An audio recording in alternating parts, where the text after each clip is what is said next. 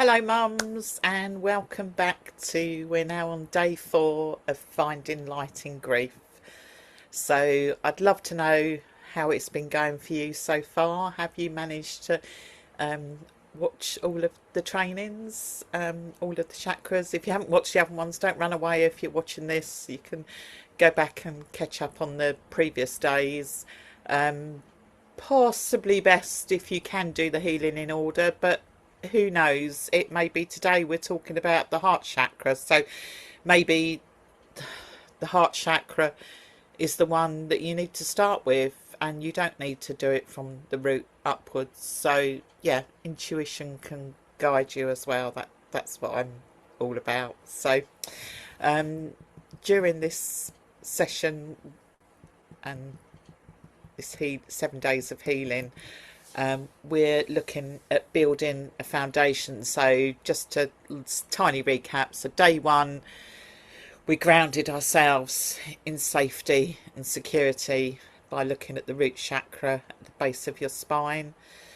Then on day 2, we gave ourselves permission to feel through the sacral chakra. So looking at our emotions and how we can just let them flow through us, as hard as they are sometimes. And I know in the early years I suppressed a lot of tears and didn't want to let tears flow. I've heard a lot of mums say it as well, that they feel that if they start crying, they just won't stop. But tears is a really good release mechanism as well. So if the tears come, just allow them. And then yesterday we looked at our solar plexus chakra and reclaiming our inner strength through that chakra. So as bereaved mums, we need so much inner strength just to literally get up every day and do even the basics of things. People outside of our world just really haven't got a clue, you know, how hard it is just to focus on those early days. So anything you can do to support yourself and give yourself some extra strength, and just working with energy, I just feel that's the missing link. That's the answer. And if you've been drawn here, then I think it could be the right thing for you. So let's get on with what we're looking at today, and the wonderful heart chakra. So if you've been carrying grief for weeks, months, or even decades, I know I had when I had my awakening, today may stir some emotions within you. Please remember there's no right or wrong way to experience this, so whatever arises today is welcome. Take this gently. If you need to pause the video, pause the video. Take a breath whenever you need to. So remember, at any point in life when you're getting a little bit stressed, things are becoming too much, just take that deep breath and just settle into your body. Hands up, I always find now I've done it automatically, hands on my heart. Just make me feel more connected. And just let your healing journey unfold as it's supposed to. So understanding the heart chakra, known in Sanskrit as Anahata, sits in the centre of your chest. Its colour is soft green, often blended with gentle pink. So pink is the colour of compassion, and in the Heart of Creation meditation I use in my healings, then you'll be aware, if you've listened to some of those already, about the pink light of compassion. The element of the heart chakra is air. So air reminds us of breath, of expansion, and of openness, and of life itself. So heart chakra is just so amazing. It's the bridge between the lower chakras, so the root, the sacral, and the solar plexus we've already looked at, and the higher chakra, which help us survive in the physical world, and the upper chakras, which connect us to wisdom, intuition, spirit and connection. So this is where working through your chakras, and now we're sort of moving towards what I like to think is the really exciting bit, and the other chakras. So once you've worked on releasing some of that pain, your vibrations raised a little bit, then it can be easier to move and get the nudges, get the intuition, get the messages that I know our children are trying to send us. So yeah, all very exciting. So in this meeting place between the human and the soul, this chakra governs love, compassion, forgiveness, kindness, connection, acceptance, self-worth, and emotional healing. So there's a lot in the heart chakra. When this energy centre flows freely, we're able to give and receive love openly. I know one of the mums I work with, she was completely shut down. It has had a big impact on her relationship with her husband and her other daughter as well, that was still here on earth. And yeah, she wasn't in a great place. And yeah, it's one of the things, her phrase I think was, she's got a life and love back. And yeah, just being able to give and receive love. You know, before she didn't think she was deserving of love, so that's down to the forgiveness element of the heart chakra, where you know you feel you failed as a mother in your job, don't you? So yeah, just forgiving yourself has so much power to free up things. So it's just simply about authentic love. Why grief lives in the heart. So a bit obvious really, but when someone we love dies, we often describe it as my heart is broken. Often people will actually feel pain in their chest, or they'll say it feels like someone has ripped my heart out. You know, we've all had those moments. I know mums have talked about the moment they scream when they were told that their child died, or yeah, or I don't need to tell you, you know how heartbreaking it is. And people often think it's them that's broken, but it's not. It's just your heart's broken, but and energetically you can work on mending that broken heart, and then that allows you to get connected.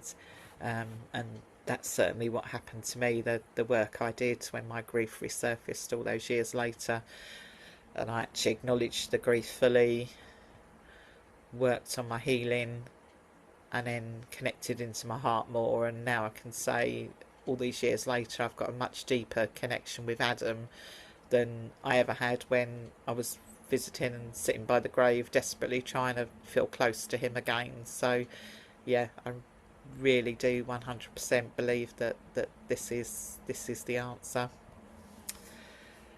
So many bereaved mums genuinely experience physical sensations in their heart area. So you might feel a pressure, a tightness. I think we've all felt the aching and the heaviness, and just that longing, and just an emptiness that words can't even describe, can they?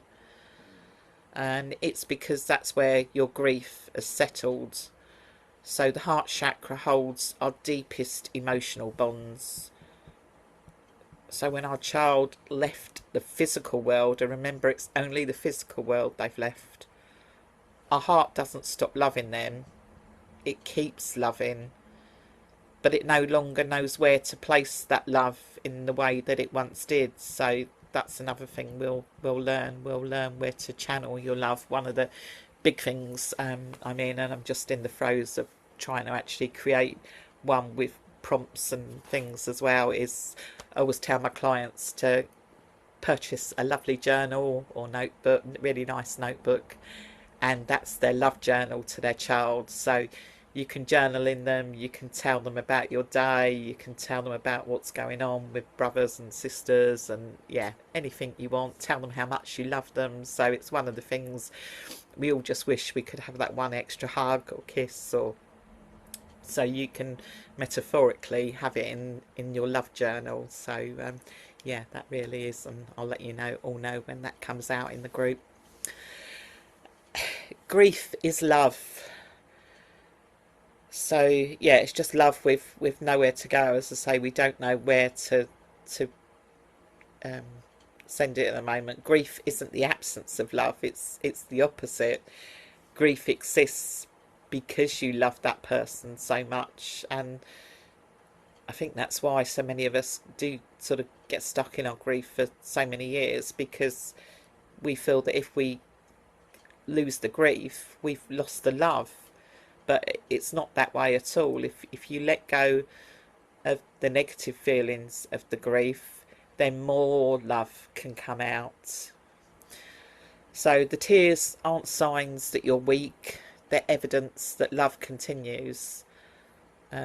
Your love didn't stop for your child the day they died, it simply changed form.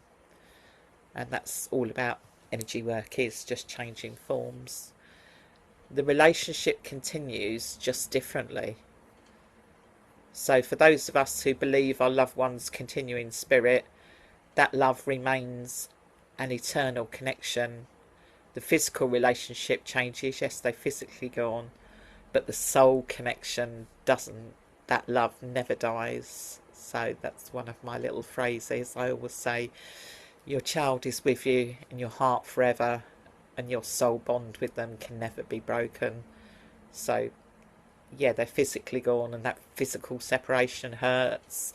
It's horrible. It's the worst thing in the world, and I've experienced a lot of things since I lost Adam, and it's still definitely the worst thing in the world. But my love for him is still here 33 years later, and yeah, my soul bond is even stronger now, and the connection I have with him, and that's what I want for you too.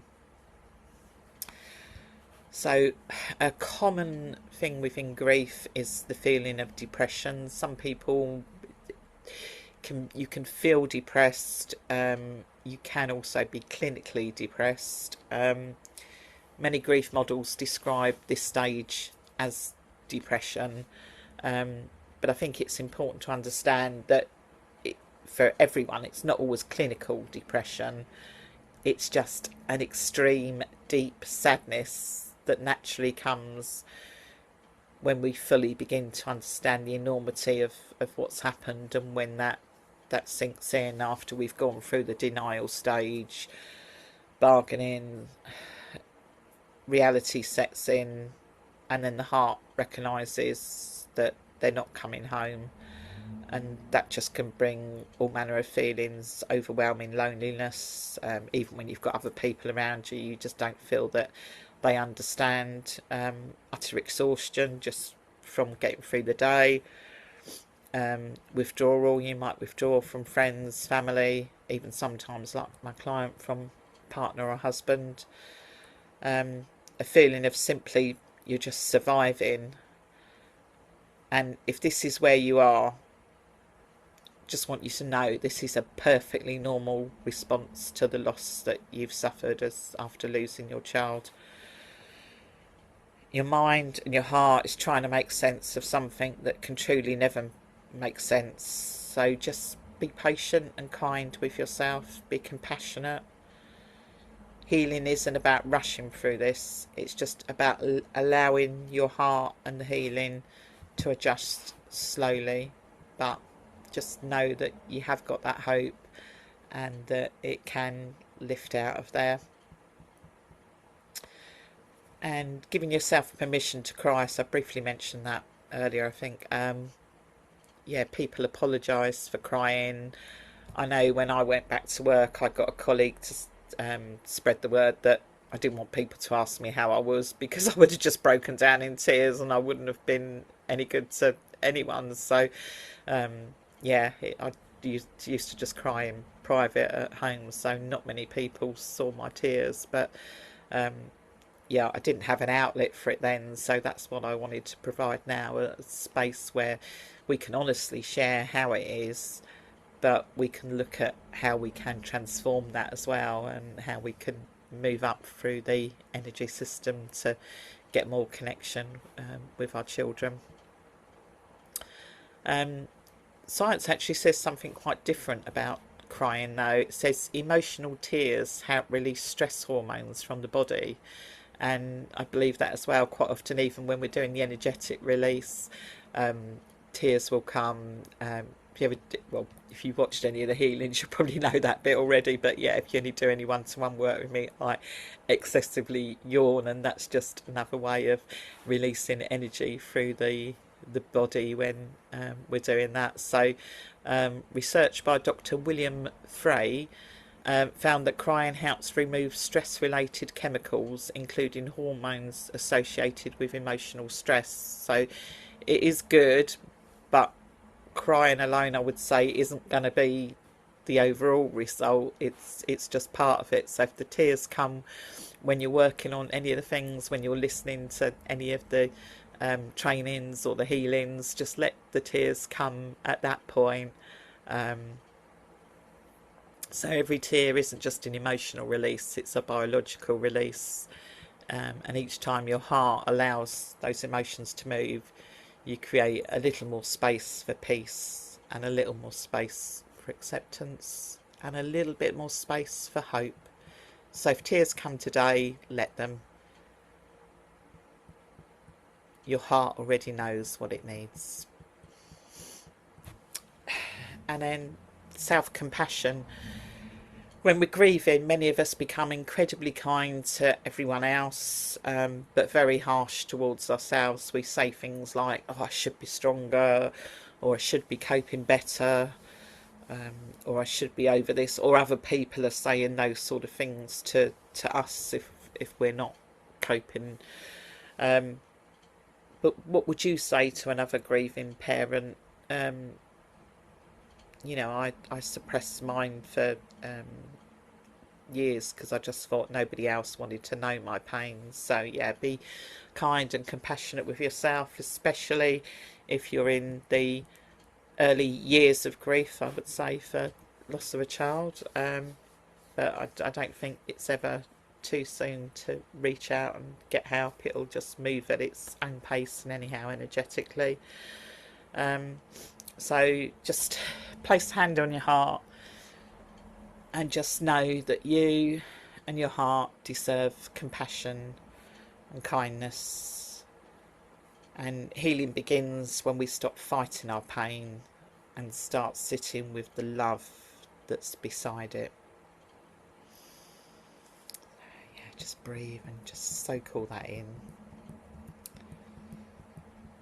So one of the greatest fears many bereaved parents share with me is, if I begin healing, am I leaving my child behind? They think that it's the pain and all those memories that are connecting them to their child. But my answer is always the same. Absolutely not. It's totally the opposite. So healing doesn't reduce the love you had for your child. Nothing at all can do that. Healing allows your love to breathe again.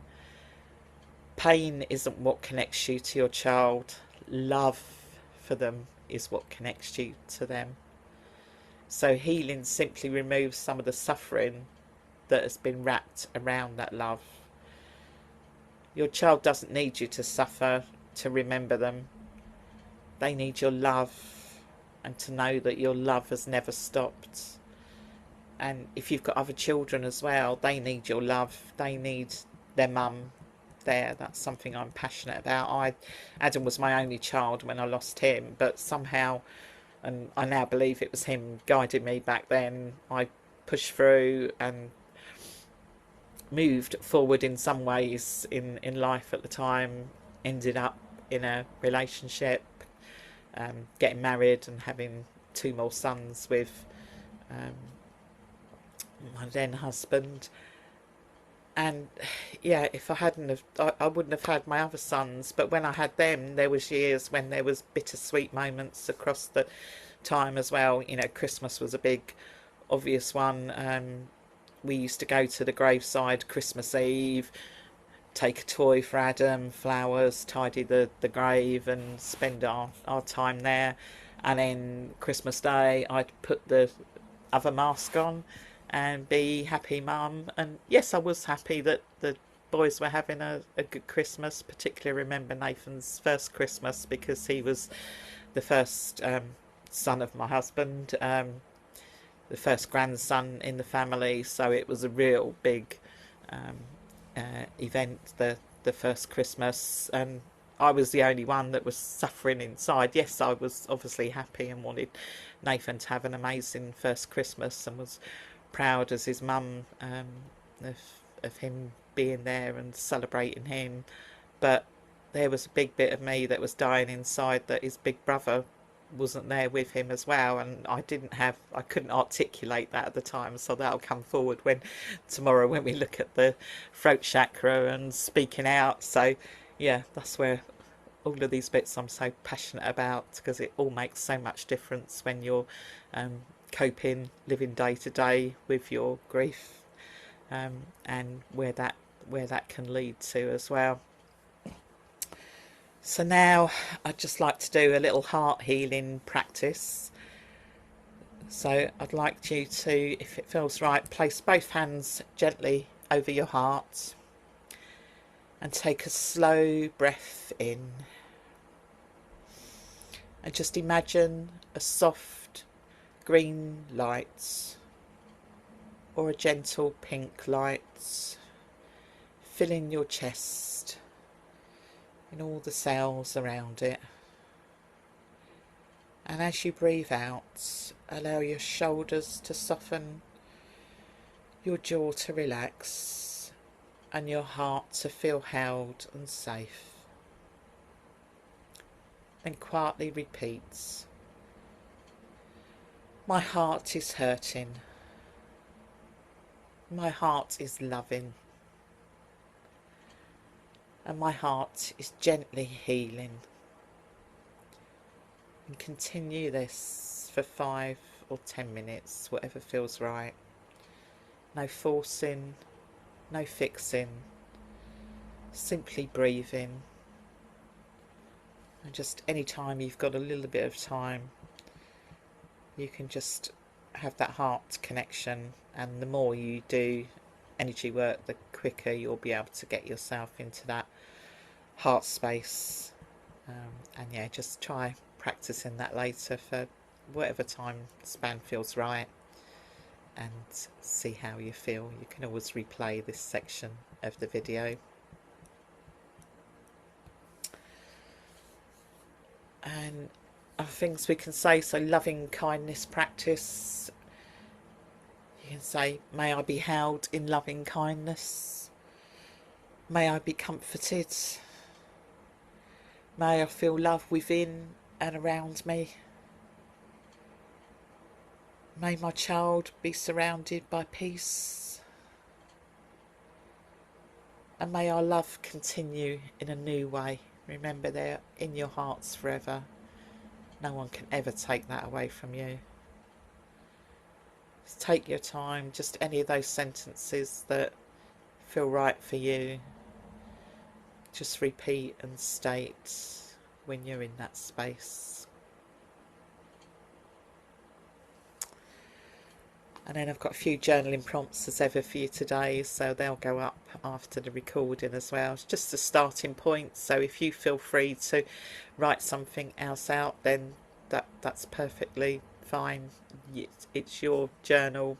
That's just a starting point to maybe get thoughts flowing if they're not already flowing. And yeah, don't judge, just write whatever comes to mind. And you can always tap in and ask what your child's trying to tell you as well, because I truly believe our children actually want us to be happy. You know, when we do have those odd moments of happiness after we've lost them, you know, the first time we laugh, you catch yourself laughing, and then you think, oh my god, how can I be laughing when my child isn't here anymore? But they would want their mum to be happy. That's always the messages that I get sent through.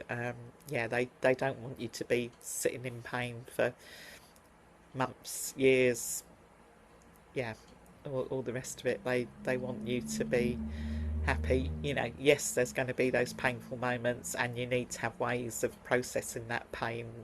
Um, that's why I'm truly reaching out and trying to connect with as many mums and do this as well, and give you the opportunity to lessen the pain a little bit and realise that there can be hope of finding light in grief, and that actually comes to a deeper connection with your child as well, which is the most important thing.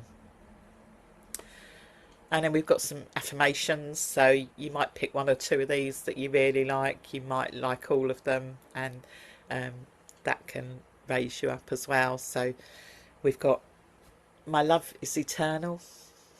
Or you can say, my love is eternal for Adam, or your child's name, of course. I am worthy of tenderness. Or my heart can hold grief and love, and I allow compassion to meet me here. Love never dies for my child. I am still connected to love. I open my heart to healing, one gentle breath, one gentle day at a time. And that's all I ask of you, is that you just open your heart and give this a go. And yeah, I'm sure it's going to help you feel better, even just a little bit.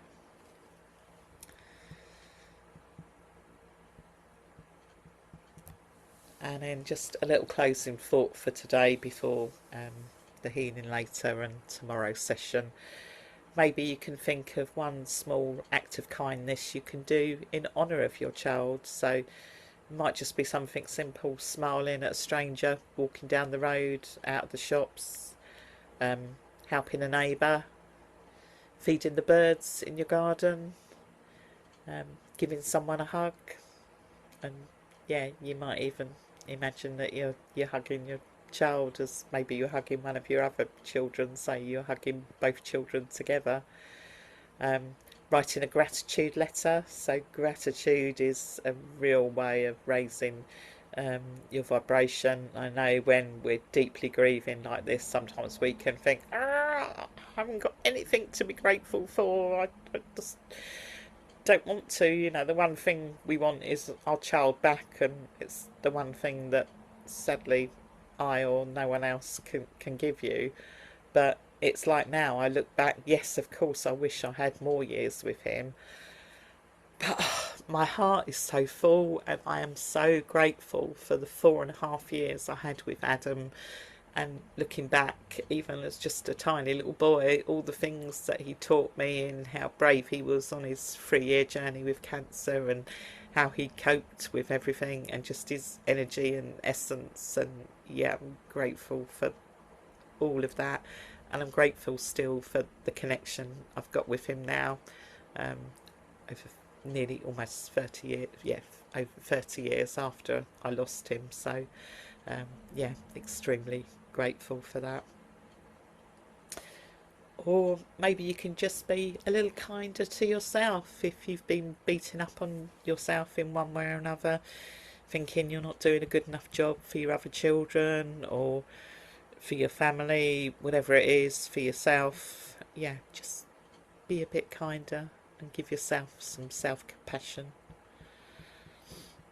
because every act of love keeps love flowing, and every time love flows, your heart heals a little more.